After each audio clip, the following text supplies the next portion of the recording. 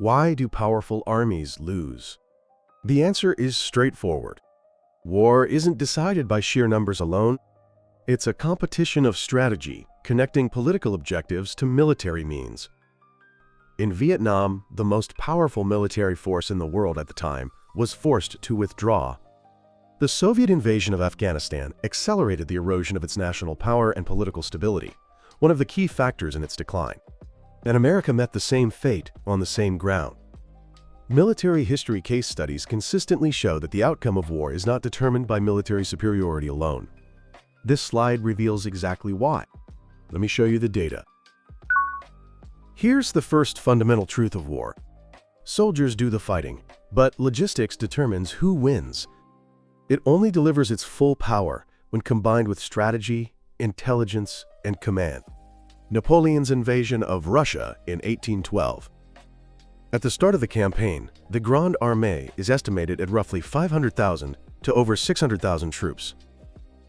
Yet by the time they reached Moscow, combat-effective forces had fallen to around 100,000. They weren't defeated by the enemy. Hunger, cold, and the failure of supply destroyed the army.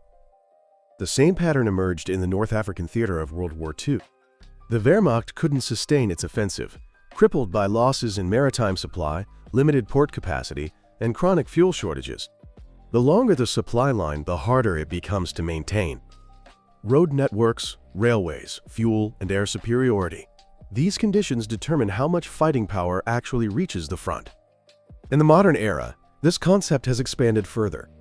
The industrial base that can continuously produce artillery shells, missiles, semiconductors, and spare parts, that itself is combat power.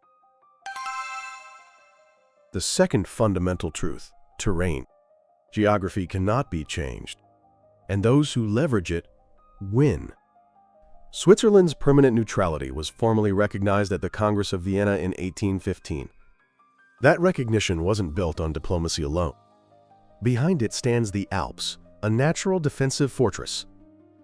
Afghanistan is often called the graveyard of empires, though what it truly reveals is that each great power failed under its own distinct conditions. Britain, the Soviet Union, and the United States. In every era, the mountainous terrain imposed severe constraints on the invading force. The Winter War, November 1939 to March 1940. Finland mobilized roughly 300,000 to 340,000 troops in total. Leveraging forests and winter conditions, they inflicted significant casualties on Soviet forces. Terrain neutralizes numbers. The principles that engineer victory come down to three. First, clarity of purpose. Historical cases consistently show that the side where political objectives and military means align holds a decisive advantage. America's failure in Vietnam came down to ambiguity of purpose. North Vietnam's objective was unambiguous. One single point: expel the foreign military. Second, control of the time horizon.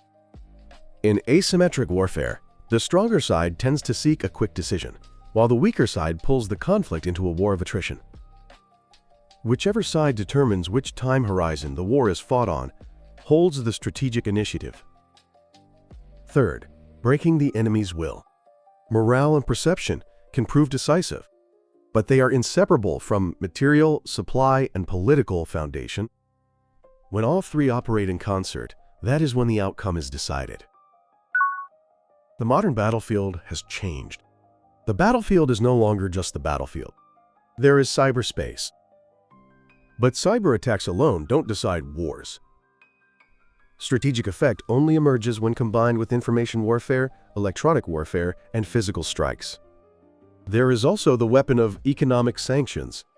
Russia's central bank foreign assets, over $300 billion, have been frozen and immobilized. This is not a bullet, and the impact of sanctions doesn't stop with a single blow. Restrictions on access to finance, insurance, and advanced technology compound over time, steadily suffocating the defense industry and the broader economy. Ukraine combined drones, information warfare, satellite communications, and Western support to resist a far larger military. The latest developments show that it's not just drones themselves. The ability to neutralize enemy drones and communications through electronic warfare is now shaping outcomes. Commercial satellite imagery and smartphone-derived intelligence have become critical assets for battlefield awareness and information operations. The very definition of military power has fundamentally changed. The Art of War, Chapter 3, Attack by Stratagem, contains this essential idea. To win 100 battles is not the highest excellence. The highest excellence is to subdue the enemy without fighting. Words from 500 years ago, still holding true today. Why? Because human nature has not changed. And the nature of strategy has not changed either. Even the nation with the world's largest military budget cannot always achieve its strategic objectives. The United States is estimated to have spent roughly $2 trillion to $2.3 trillion on the Afghanistan war. The result: withdrawal.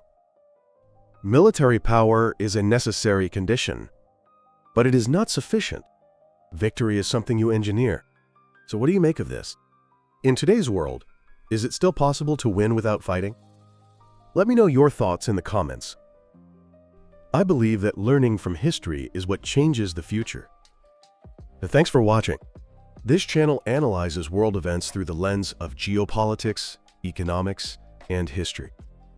Not emotion, facts, not opinion, mechanism. That's how we deepen your understanding of the world.